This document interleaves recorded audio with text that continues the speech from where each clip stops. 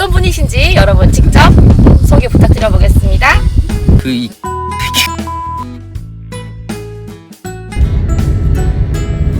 열차는 잠시 후 창원역에 도착하겠습니다.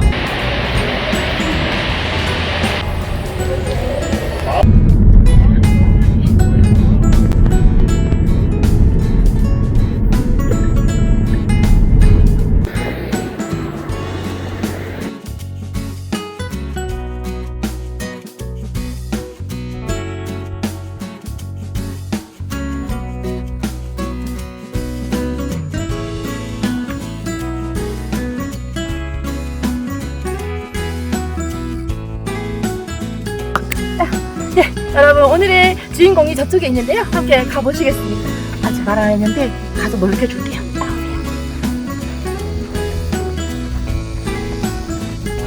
뒷모습이 잘생겨 보여. 동진님 우리 왔어요. 네, 안녕하세요. 어서오세요. 반갑습니다. 네, 우리 공화당 당원동지 여러분 안녕하세요. 반갑습니다. 자, 이곳은 어딜까요? 네, 오늘은 창원에 이렇게 야외 스튜디오를 마련했는데요. 오늘 여러분이 만나볼 주인공이 이곳에 캠핑 중이라서 우리 공화당 TV 이곳으로 직접 찾아왔답니다. 요즘 휴가철이라서 많은 분들 휴가 중이실 텐데 비가 많이 와가지고요. 이것도 어제 캠핑장에서 낙동강이 범람해서 다 철수를 하는 상황이 있었다고 합니다. 그러나 지금 다행히 날씨가 너무 좋습니다. 하늘은 정말 멋진 바캉스지에 온 것 같은 하늘이 너무 멋있고요. 자, 이런 곳에 우리 공화당의 청년 당원 동지를 만나러 왔습니다. 어떤 분이신지 여러분 직접 소개 부탁드려보겠습니다. 인사해 주시죠. 네, 안녕하세요. 우리 공화당 당원 손장희입니다. 요즘에 캠핑에 좀 빠져서 당에 어떤 도움이 되는 일은 전혀 못하고 지금 이렇게 뭐 캠핑을 좀 즐기고 있는데 많이 하시잖아요. 그래도 좀 지금 요즘에 또 8월 1호 집회 때문에 많은 분들이 너무 고생하고 계시잖아요. 그런 걸 보면 좀 죄송스럽기도 한데 이제 오늘이 휴가 마지막 날이에요. 네, 오늘이 휴가 마지막 날이고 제가 또 띄엄띄엄 쉬는 경우가 생겨가지고 그래도 휴가는 좀 즐기고 싶어서 이렇게 또 혼자 나오게 됐는데 진순정 최고위원님께서 이렇게 또 찾아주셨어요. 네, 반갑습니다. 남의 즐거운 시간을 망치는 이 보람된 일을 제가 거부할 리가 있습니까? 휴가도 못 가서 배 아파 죽겠는데 마지막 날 와서 망쳐버려야지. 아무튼 이렇게 흔쾌히 응해주셔서 너무 감사드리고요. 오늘 짧은 시간 안에 모든 얘기를 다 하실 수는 없겠지만 평소에 하셨던 생각 그런 거 훨씬 편하게 진솔하게 이야기 나누는 시간 가져보겠습니다. 자, 제가 알기로 손장희 동지님께서 태극기 집회를 다닌 지 꽤 오래되셨고 우리 공화당에 처음부터 입당을 하셨죠? 네, 그렇죠. 다들 궁금해 하시는 게 태극기를 들게 된 계기, 왜 탄핵 무효를 외치게 된 계기를 일단은 기본적으로 제일 궁금해 하세요. 그 부분에 대해서 조금 설명해 주시겠어요? 저는 처음에 이 탄핵이란 걸 접했을 때 그에 따른 사람들이 욕을 하던 대통령님을 욕을 하던 어떤 그런 이유들이 있잖아요. 구슬 걸렸니, 비아그라가 발견됐니, 또 롯데호텔 미래니 뭐니 어쩌니 저쩌니 이런 말도 안 되는 내용들이 실질적으로 그런 것들이 사실이다라고 한들 왜 탄핵이 돼야 되는지 그걸 이해를 못하겠어요. 그러던 중에 서울역에 가본 적이 있었어요. 서울역 미스바 구급기도회죠. 처음 나왔던 태극기를 들고 나왔던 동지분들이 많이 나왔던 부분이 딱 갔었는데 정말 제가 끼기 어려울 정도로 어르신들밖에 없는 거예요. 거기서 제가 그 안에 속하기가 좀 민망할 정도로 그 모습을 보면서 이게 정말 난 끝까지 한번 나와봐야겠다. 이거 어떻게 늙을 때까지? 아니 정말 알 수 있는 이 뭔가 낚인 것 같은 그 어르신들을 보면서 결국은 나는 우리 세대는 뭐 하나 제대로 스스로 이뤄보지 못한 세대지만 저분들은 나라를 지켰고 나라를 일으켜줬던 분들인데 또 나라를 구하고자 저렇게 나오신 거예요. 그 모습을 보면서 이제 나도 이제 끝까지 나와야겠다, 이 태극기를 들어야겠다라는 마음을 굳혔고요. 근데 그러면서 지금까지도 이제 계속 들고 있는 것 같아요. 감사합니다. 제가 뭔데 감사하지 근데? 그러니까 감동받은 친구. 갑자기. 예, 저도 원래 자연적으로 감사하다는 말이 나오네요. 그리고 참 우리 공화당의 청년 당원으로서 또 집회에 가면은 이렇게 항상 뵐 수 있어서 그래서 이렇게 손장희 동지를 뵐 수 있어서 저는 참 좋은데요. 청년 당원을 처음부터 입장하셨어요? 네, 처음에 이제 5구 불법 대선이죠. 네, 그 당시에 이제 새누리당, 이제 지금 조원진 대표님 후보로 계실 때, 그때부터 이제 쭉 해서, 그 당시에는 그때는 원래 이제 또 김진태라든지 뭐 몇몇 어떤 그 태극기 이제 드시는 분들, 그런 분들이 워낙 이제 인지도가 높았었고, 의외로 조원진 대표님 같은 경우에는 크게 그렇게 많이 아시는 분들이 많이 없었어요.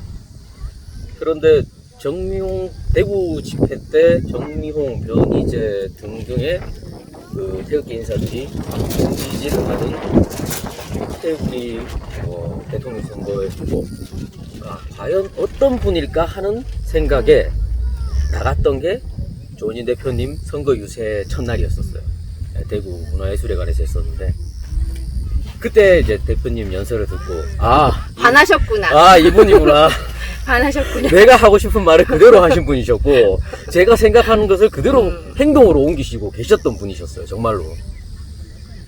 그때부터 정말 대선 때까지는 매주 서울에 올라갔었죠. 그 이후로도 계속 갔었던.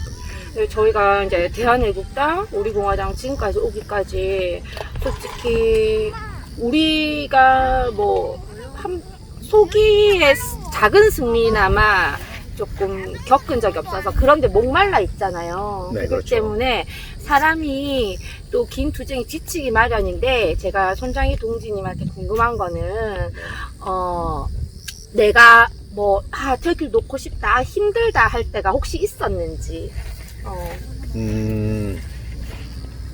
태극기를 놓고 싶다라는 생각은 해본 적이 한 번도 없었던 것 같아요. 다만 이게 너무나 긴 싸움이 될 것 같다라는 생각이 든 적이 있었어요. 네. 우리가 언제나 탄기국 때도 그랬었고, 그 새누리당 때 우리가 대선을 할 때도 그랬었고, 또 사람들은 그 어떤 과정마다 늘 희망을 갖고 있었고, 또 잘 되기만을 일단은 바라고 있었어요. 하지만 그것들이 매번 우린 늘 좌절을 했었죠. 그러면서 이제 이게 절대 쉽게 끝날 게 아니구나 하면서 이제 길게 보게 되면서 좀 더 여유를 갖고 대학에는 시작을 했지만, 오히려 그런 부분들이 태극기를 놓고 싶다, 이제 그만하고 싶다라는 생각은 안 하게 해준 어떤 그런 방법이었던 것 같아요. 네. 근데 참 안타까운 게, 많은 젊은 우리 공화당의 청년 당원들이 우리 손장희 동지께서 생각하시듯이 그렇게 생각해 주시면 좋은데, 조금 성급한 판단을 하거나 그때그때 이리이리하는 부분이 있어서 전 좀 안타깝게 생각을 하거든요. 네, 맞아요. 그래서 이렇게 어려운 질문일 수도 있어요. 근데 우리 공화당의 청년 당원들의 투쟁력을 높이고 더 규합하고 이럴 수 있는 방법을 혹시 평소에 생각을 한번 해보신 게 있을지 여쭤봐도 될까요? 참 이게 진짜 어려워요. 어려워요. 네. 청년들이, 제가 탄기국 당시의 청년들을 또 지금도 이렇게 연락하는 친구들이 있고, 그 이후에 서로 지지하는 세력이 달라져서 또 이렇게 보지는 않지만 그래도 틈틈이 연락하는 친구들도 있긴 한데, 그런 친구들을 다 함께 규합할 수 있는 부분의 어떤 그런 요소가 있어야 이제 힘이 좀 강해질 수 있다고 생각을 하거든요.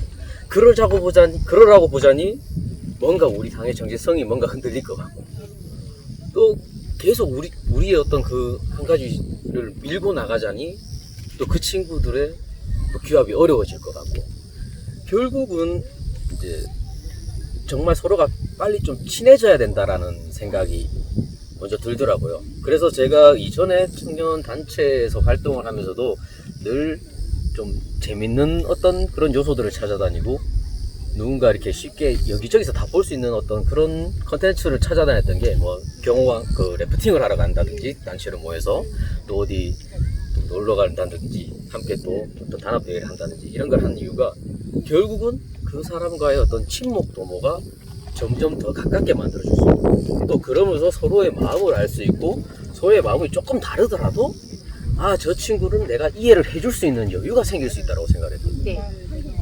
그것이 정말 중요했던 것 같아요.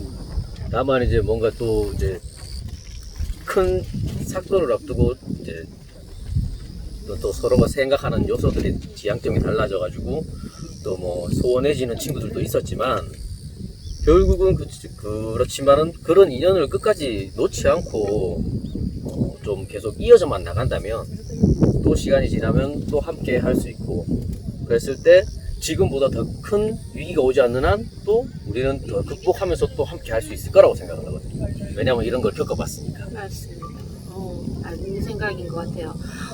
저도 정당 안에 지금 몸을 담고 있어서 조금 조심스러운 부분이 있지만 사실 개인적인 유대관계를 갖고 친목을 도모하는 것 자체가 너무 이제 끈으로 이어질 수 있기 때문에 우리 공화당의 청년들뿐만 아니라 대한민국의 보수파 청년들과의 관계를 긴밀히 형성하는데 네. 우리가 조금 더 힘써야 되지 않나 네, 그 생각에 맞아요. 정말 동의를 합니다. 결국은 그 사람과의 대인 관계지 뭐 박근혜 대통령 좋아한다고 내가 친하게 지내는 사람이다. 실질적으로 뭐 박근혜 대통령을 싫어한다고 해서 내가 이 사람을 내쳐야겠다. 사람 대 사람의 관계, 인간관계는 그걸로 보면 안 될 것 같아요. 제가 볼 때는. 다만 맞아요. 이 친구가 뭐 조금 좌쪽에 있는 친구더라도 나와의 인간관계는 나와의 인간관계일 뿐이에요. 제 회사 동료면 회사 동료일 뿐이고 동료인 거고 언젠가 나랑 부딪히며 살아야 되고 나하고 깊게 관계를 맺고 살아야 되는 사람들이에요. 그런 사람들을 하나의 어떤 사상 이념 때문에 무조건적으로 배척한다? 이거는 좀 문제가 있는 것 같아요. 그 사람의 사회생활 우리가 부분이라든지 스스로 고립되겠죠. 네. 그런 부분들이 가장 큰 문제인 것 같더라고요. 근데 참 이게 저도 해보지만 저도 어쩔 수 없는 사람인지라 네, 그게 맞아요. 그렇게 안 되고 싫더라고요. 맞아요. 제가 나랑 생각이 다르면 저 친구 꼴통이시고 그게 정말 힘든 질문을 한번 제가 제 스스로에게 한번 던졌던 게 네. 두 친구가 있는데 네. 한 친구는 박근혜 대통령을 너무 존경해, 너무 좋아하고 너무 사랑하고 하지만 이미 지나간 탄핵은 역사로 묻어주자라고 말하는 친구랑 네. 한데 B라는 친구는 박근혜 대통령 별로 좋아하지도 않아, 별로 안 좋아해. 하지만 이 탄핵 이건 보니까 이거는 말도 안 되는 일이네 이렇게 말하는 친구가 있어요. 그럼 나는 과연 둘 중에 누구랑 더 친해지셔야 될까? 밥 사주면 살아? 아, 정답. 그러니까 결국은 먹고 살아야 되니까. 네. 그러니까 거기에 대한 그렇죠. 고민을 좀 오래 했었던 것 같아요. 과연 나는 어떤 친구를 더 좋아해야 될까? 근데 결국은 둘 다 친하게 지내도록 저는 노력을 해야 된다고 생각을 하거든요. 저희가. 결국 우리가 바뀌지 않고 우리 당원이 주인이라고 하는 그 생각을 가지고 뭐 다른 뭐 당의 어떤 이런 행보가 좀 자기 마음에 들지 않더라도 주인인 내가 마음이 올곧고 주인인 내가 박근혜 대통령의 탄핵의 진실을 알고 있고 주인인 내가 그 진실과 정의를 계속 지키고 나간다면 그거는 뭐 우리 당을 이렇게 뭐 나쁘게 보는 사람들에게도 앞에 있어도 저는 당당할 것 같아요. 네. 결국은 당원 주인인 내가 당당하니까. 저도 이렇게 경험담인데요. 당원 동지분들 제 친구 중에 뭐 완전 자는 아니지만 그래도 정말 이렇게 베이스에 사회주의 사상이 깔려서 항상 생각을 하는 친구가 있어요. 네, 그런 사람들이 있어요.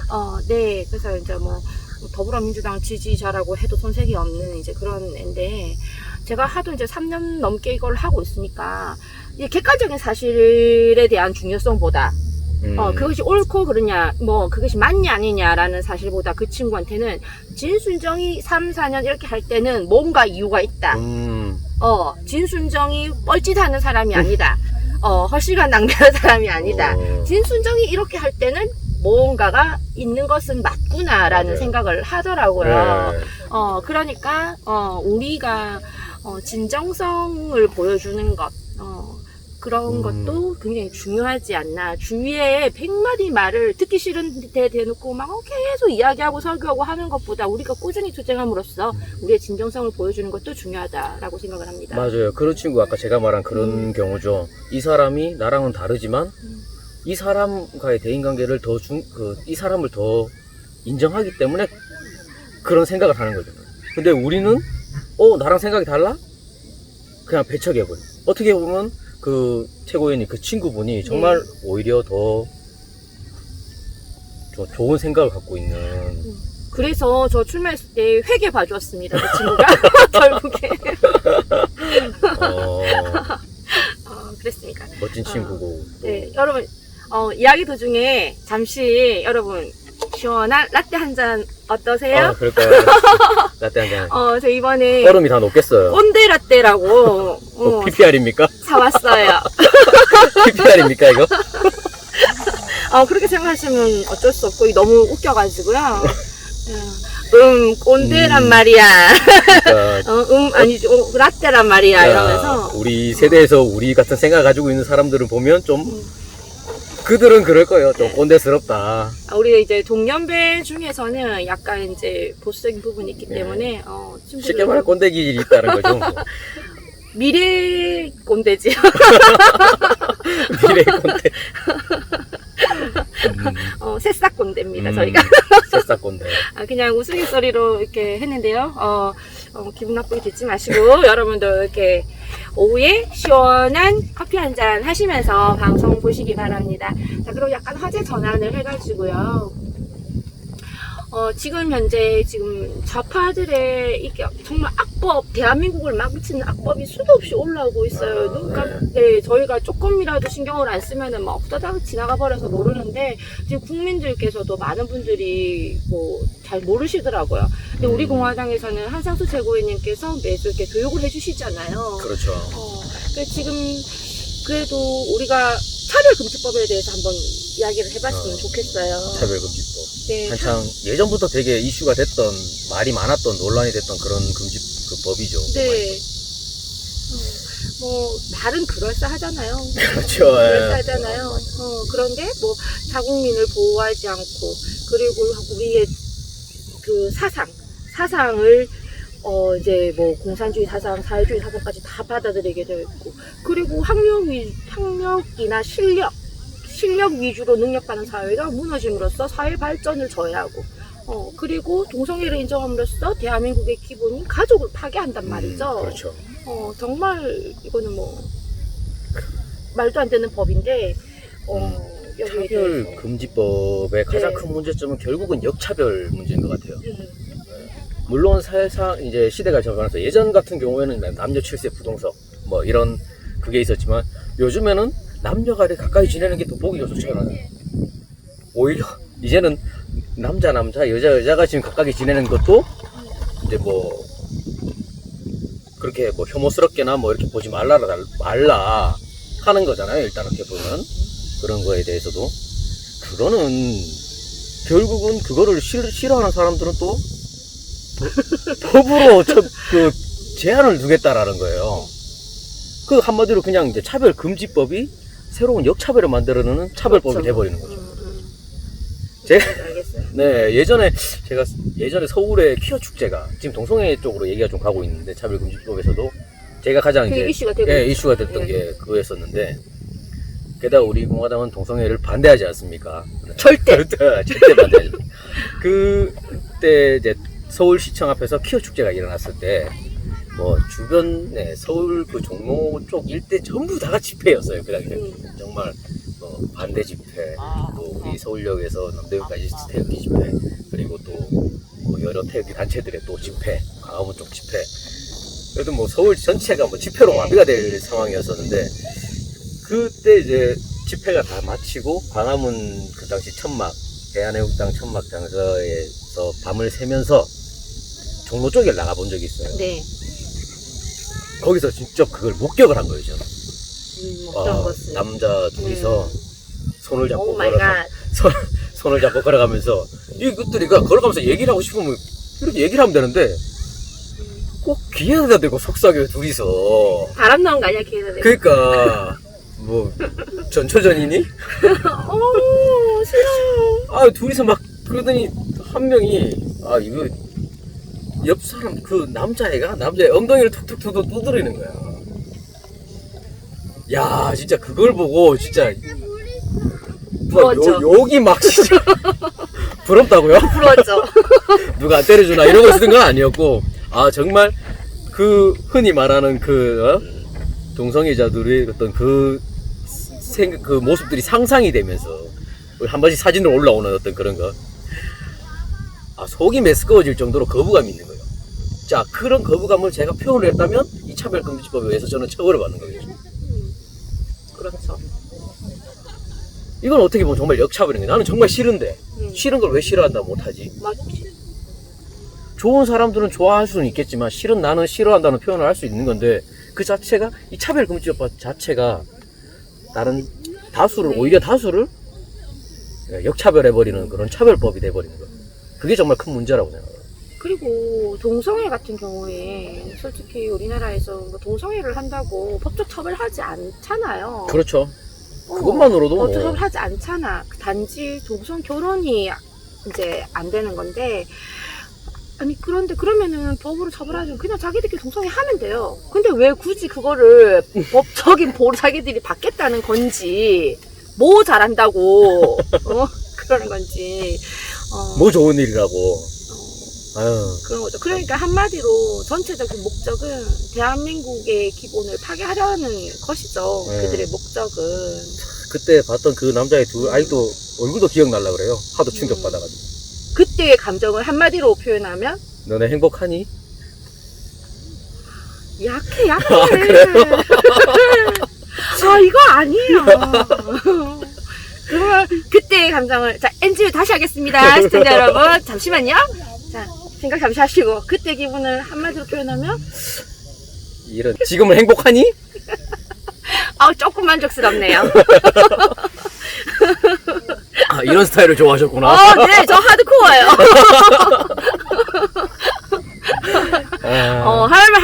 말을 한마디로 하려면 확실하게 말을 해야지. 그렇죠, 확실하게 해야죠. 맞아요.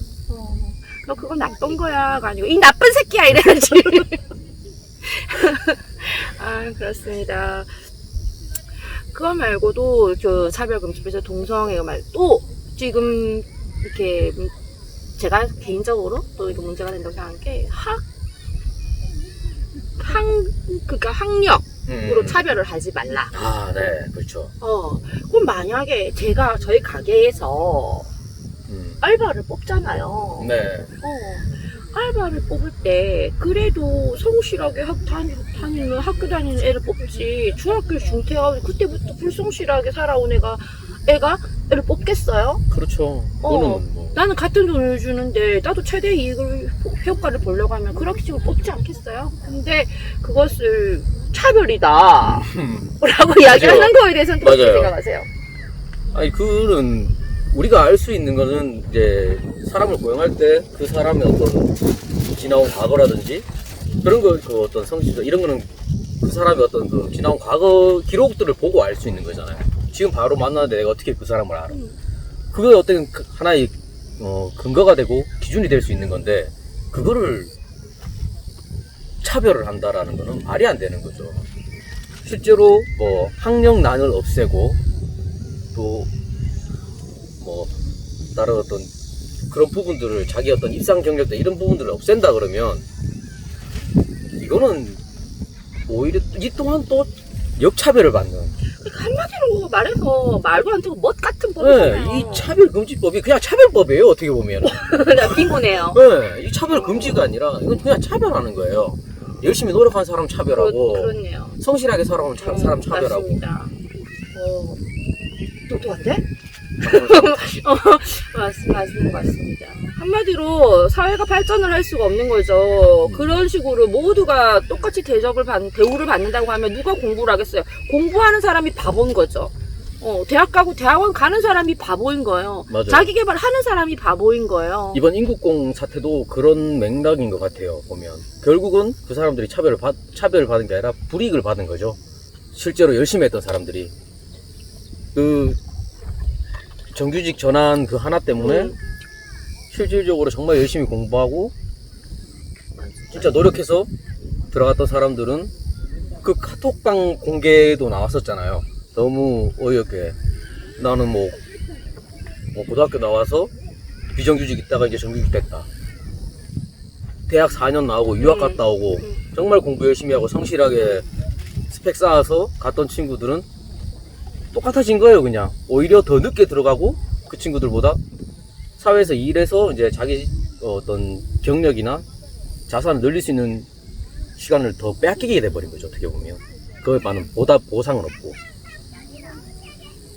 그런 것들이 정말 어떻게 보면 큰 문제점이라고요. 그 많은 사람들이 보기에는 어떻게 보면 좋아 보일 수도 있어요. 그냥 듣기에는 결국 근데 자기가 그 입장에 가보면 맞아요. 결국은 자기 자신이 결국 차별받는 거예요.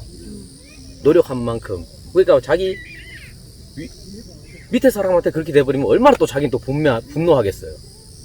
그리고 자기는 그 사람들을 못 따라가니까 그걸 또 이제 좋게 보는 거죠. 한마디로 일단 노력 없이 그렇게 얻어지는 거에 대해서 나에게도 어떤 그런 기회가 오지 않을까. 이렇게 된다면 내가 좀 더 올라가는 기회가 쉽게 오지 않을까. 이런 것만 지금 생각하는 사람들이 많은 것 같아요. 그런 걸 보면서. 그런 것 역시 우리가 실질적으로 통장에 돈을 넣어주고는 것만이 포퓰리즘이 아니라 어떻게 보면은 그런 정책도 진짜로 사회를 위한 정책이 아니라 포퓰리즘이라고 생각해요. 그렇죠. 네, 맞아요. 네. 정말 그것도 포퓰리즘이거든요. 정말. 그런데 속으시면은 안 되고요. 우리가 그냥 열심히 성실히 일하고 일한 만큼 정당하게 보상받는 그런 사회를 추구해야 됩니다. 대한민국 체제에서는. 맞아요. 그렇습니다. 그럼 차별금지법 잠시 이야기를 나눠봤고요. 네, 지금까지 뭐 차별금지법에 대해서 또 이야기를 나눠봤는데요. 지금 앞에 임대차 3법도 막 속전속결로 통과된 것처럼 아마 차별금지법도 통과되지 않을까 싶습니다. 왜? 우리에게는 미통장이 있기 때문이죠. 막 미통장이 뭐 그런 악법을 저지할 의지조차 없지 않습니까? 네, 없죠. 걔네들은 그냥 자기 배지 하나 달았으면 그걸로 끝인 거예요. 우리나라 국정 뭐 많은 사람들이 그 당을 보수 정당이다, 우파 정당이다 그러고 이제 믿고 아직까지도 그렇게 하고 있는데 그러면 그럴수록 더 심할 겁니다. 그 사람들은 예전부터 미통당은 딱 선을 그어놨어요. 제가 봤을 때는 딱 탄핵에 대한 그 전까지만 딱 선을 긋고 투쟁하는 척을 하는 정당이었었죠. 그때는 우리가 몰랐죠. 네, 그렇죠. 이제는 이제 아는 거고. 태블릿 PC 같은 경우로 뭐 TF팀을 꾸린다, 만장일치로 통과됐다 하면서 아 정말 탄핵의 스모킹건인 태블릿 PC를 미통당에서 어떻게 해결할 수 있는 교도보를 마련하겠구나 라고 했지만 그 말만 하고 사람들은 거기에 열광만 해주고 뭐 흐지부지 없어져 버렸어요. 자, 드루킹 때도 그랬죠. 드루킹 때도 김경수 지사, 전 지사 뭐 어떤 그 구속될 때도 드루킹을 그렇게 현 지사는 거야. 그렇게 띄워놓고 결국은 그들이 드루킹에 대해서 또 얘기를 했던 거는 박근혜 대통령님의 불법 탄핵에 대한 어떤 여론 조작은 딱 빼버리고 그렇죠. 그 이후로만 몰고 갔어요. 대선 부분만 얘기하고. 네, 이 대선 부분만 얘기를 했죠. 자기네들의. 또 이번 그 이후에도 딱 그런 것들 뿐이었어요. 딱 불법 탄핵에 대한 어떤 것들은 딱 제껴두고 어떻게든 박근혜 대통령의 영향력을 죽이려고 뭐 이 탄핵을 그냥 역사로 남겨두기 위해서 미통당의 투쟁은 딱 거기까지 했던 거예요. 실질적으로 이 블랙시도 마찬가지라고 저는 보고 있어요. 지금 결국은 박근혜 대통령님을 일단은 제껴두고 이 불법 탄핵에 대한 것들은 없이 이것만 하면은 다 된다, 요것만 하면 다 된다, 얘만 잡으면 다 된다.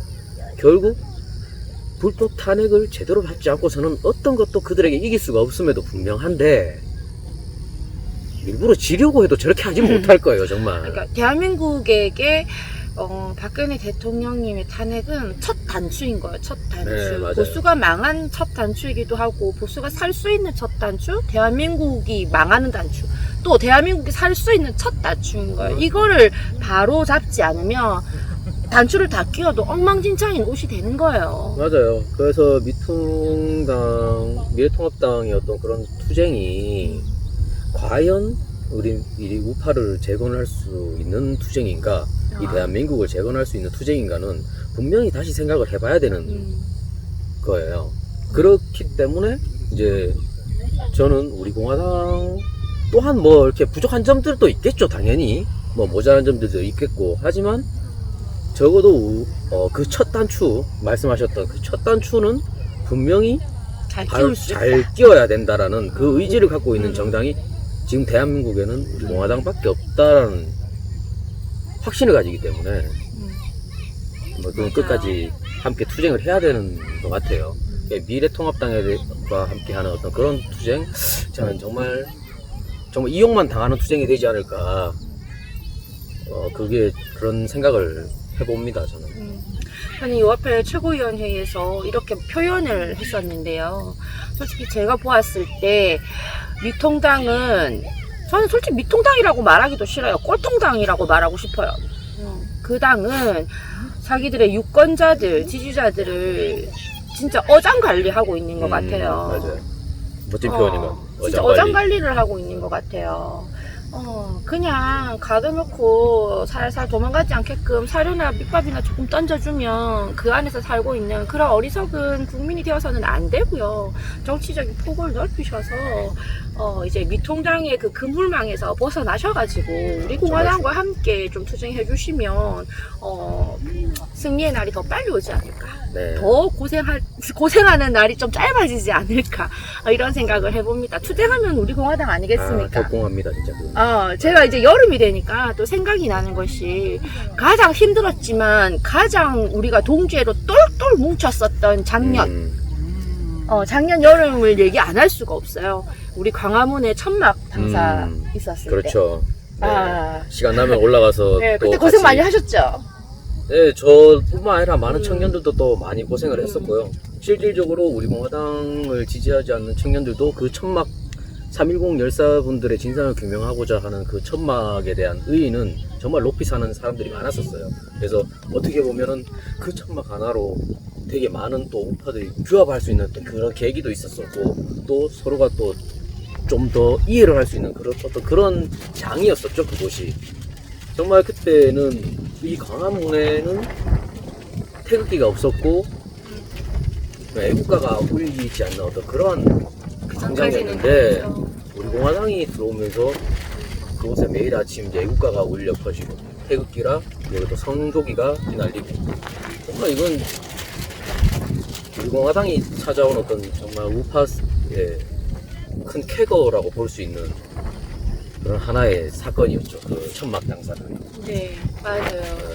그때는 사실 할 때는 육체적으로 조금 힘들기도 했지만, 돌이켜보면은 우리 진짜 동지애로 똘똘 뭉쳤었고 하나된 목적을 가지고 우리는 정말 진지하게 싸우던 때였고, 그 전까지는 이제 광화문이 아까 말씀하셨지만 좌파들이 대한민국을 가지고 노는 놀이터였다면, 그때부터는 우리 공화당의 피눈물 나는 전투의 장으로 바뀌었다는 게, 네, 맞아요. 참 의미 있지 않았나. 정말 다부동 전투 같은, 얼마 전 이제 백선엽 장군님께서 돌아가신 이제 백선엽 장군님께서 분향소도 거기도 있죠, 또. 그분이 지켜내셨던 그 사흘 밤낮이 개굴물이 피가 흘렀대요, 그것이. 그렇게 지켜냈던 것처럼 우리 또한 6월 25일 날 또 그렇게 맞서 싸웠지 않습니까, 정말? 야, 정말 인해 전술을 펼친 그 중공군처럼 둘러쌌던 그 용역 깡패들하고 쓰레기놈들하고 서울시청 직원, 경찰들 다 한 통 속으로 와가지고 그 200~300명, 게다가 또 거의 어르신들밖에 없었는데 그 영상은 정말 잔인했습니다. 네, 맞아요. 근데 올라가는 KTX 안에서 유튜브를 보면서 갔는데요. 가는 동안 너무 내 분을 못 이겨가지고 막 오는데 옆에 아저씨가 울지 말라고. 그러니까 울지 마 그러니까 울지 마세요. 이렇게 말했는데 서러워서 더 울었던 기억이 있는데 그 참혹했던 현장을 영상으로 보면서 아무것도 할 수 없었던 참 동지 한 명으로서 좀 안타까웠던 그 기억도 납니다. 그때 영상 나오나요? 근데 그렇게 우리한테 용역 깡패를 보내가지고 무자비하게 짓밟았던 원숭이 새끼가 원숭이 새끼가 어디 그렇게 돼버렸어요. 네. 사람은 뭔가를 당해버렸어요. 네. 네. 참 사람은 뿌린 대로 거둔다고. 참 전혀 슬프지도 않고 오히려 진짜 뿌린 대로 거두고 자기가 한 대로 받는구나 그런 생각이 들더라고요. 더 받아야죠. 덜 받았지. 그렇게 쉽게 가면 안 되죠. 무기징역 살다가 가야지.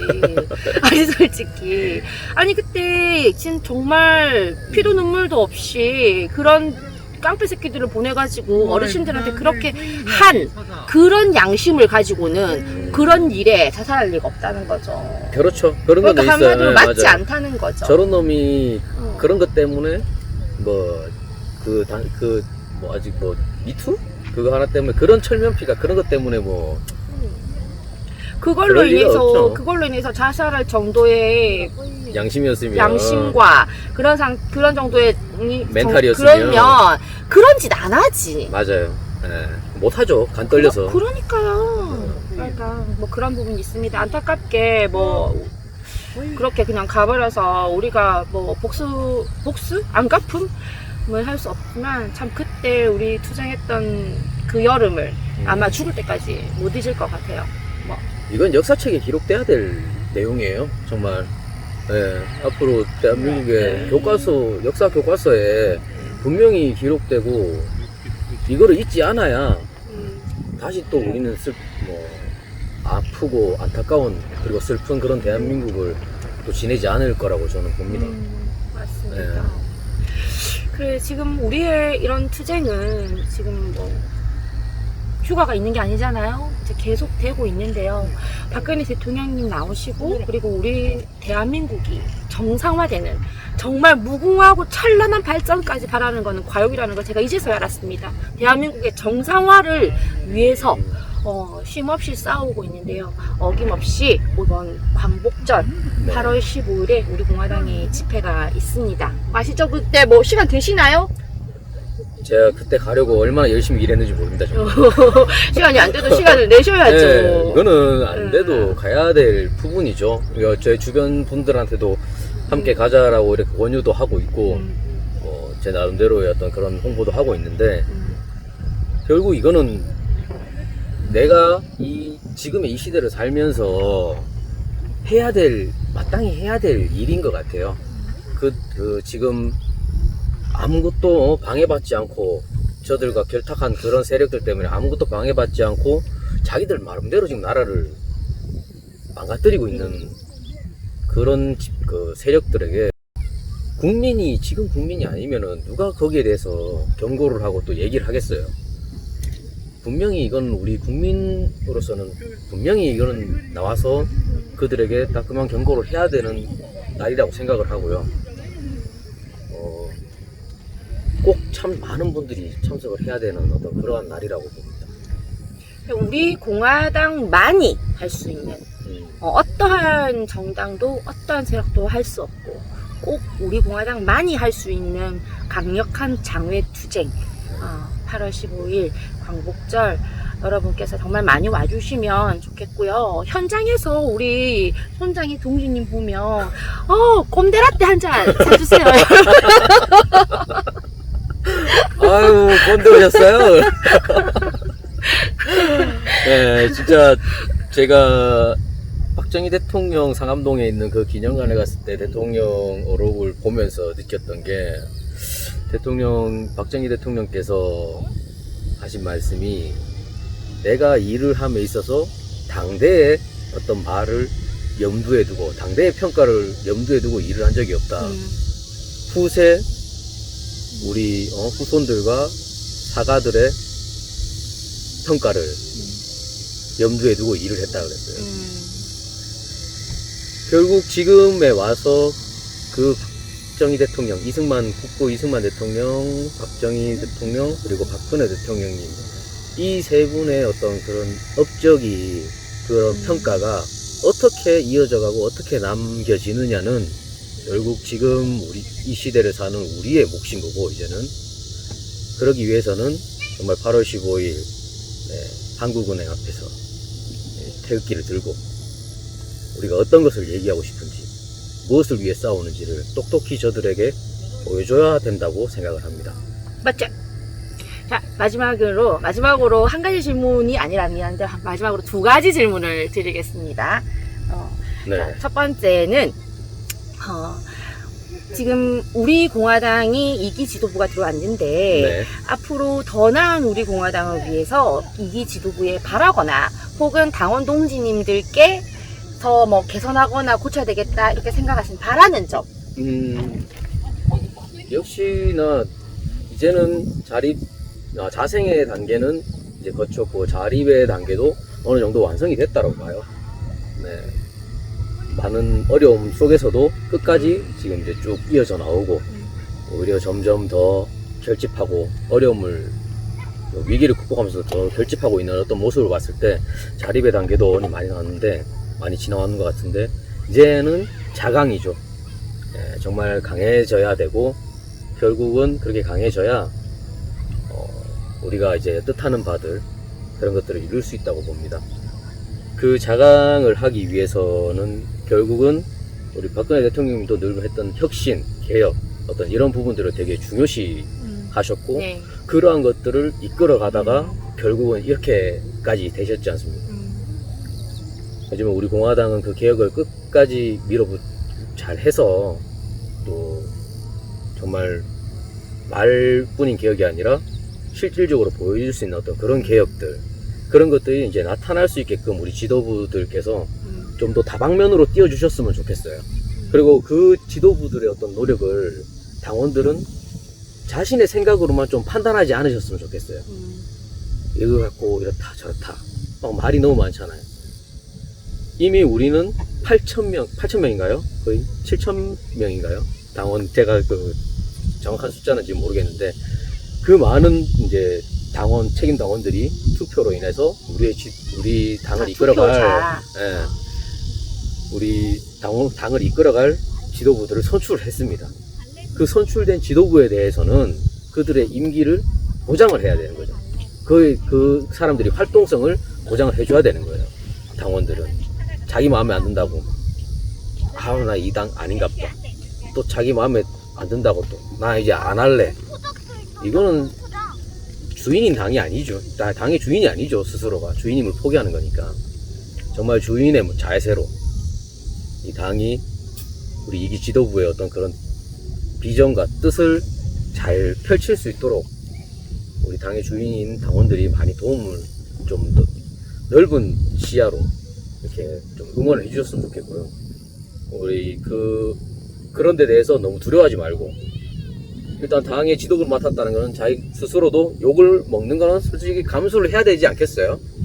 그런 거에 너무 연연해하지 말고, 또 이렇게 하면은 내가 뭐 또 잘못 보이지 않을까?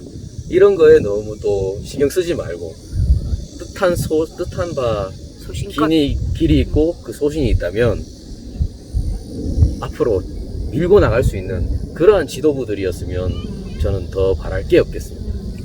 좋은 말씀 감사드리고, 저 그중 한 명으로서 새겨 듣겠습니다.